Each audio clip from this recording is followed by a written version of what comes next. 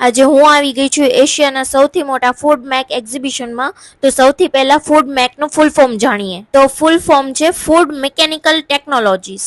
અહીં તમને આધુનિક ટેકનોલોજીસ પણ જોવા મળશે, જેમ કે automatic cutting and frying system, smart packaging machine, cold storage and preservative technology, food processing machine, quality testing, automatic and robotics in food industries. આ થઈ ટેકનોલોજીની વાત, અને હવે કરશું બ્રાન્ડ વિશે વાત.